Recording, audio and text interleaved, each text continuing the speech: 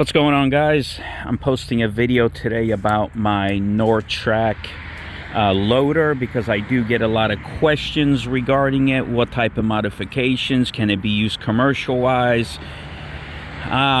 So I'm going to go through these modifications, all of them, and you guys can make your own decision. Again, I will tell you the same thing at the end of the video. If you can afford, you know, a $30,000 machine, get it, because you're going to have less problems, less downtime.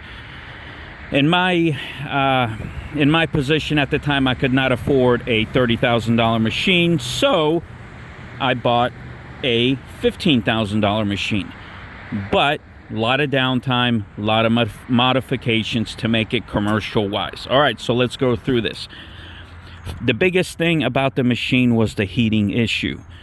Overheating, but I am in Florida, so do keep in mind, in Florida it is hot. So I had a heating issue. First thing I done is I pulled the thermostat.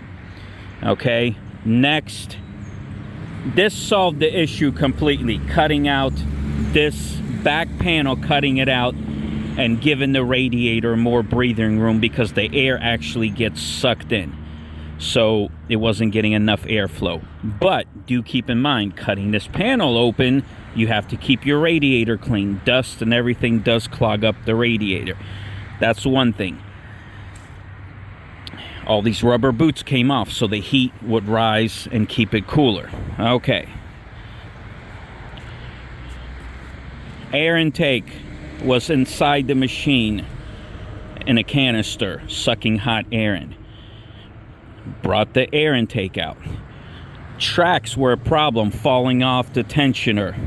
I had to go to a manufacturer, got different tracks. But buying different tracks, because you cannot find the same exact tracks, you have to buy a different size.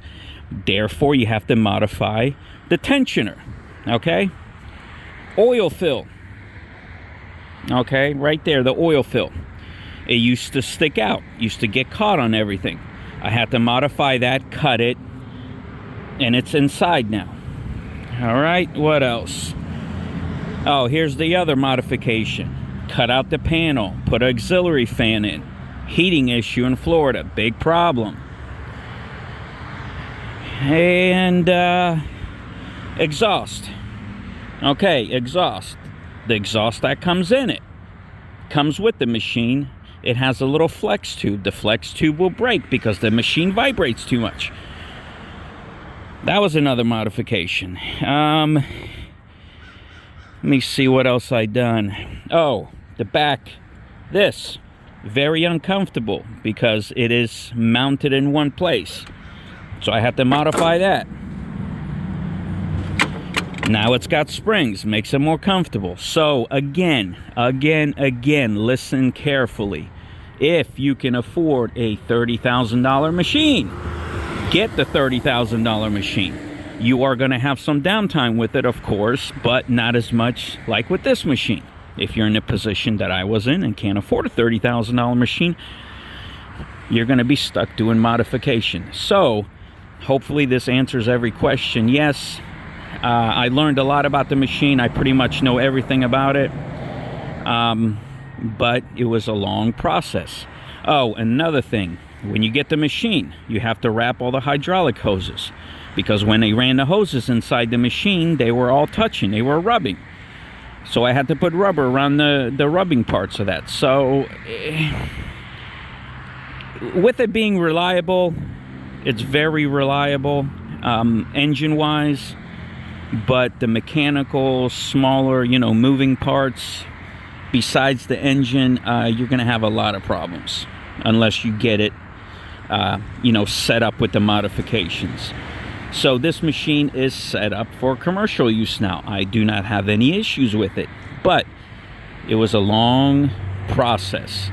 I use it to load my firewood now, and that's it. Besides doing an oil change and filters, it's good to go. So any questions, comments, leave them down below. Hopefully I answered every questions you guys had, because this was a requested video.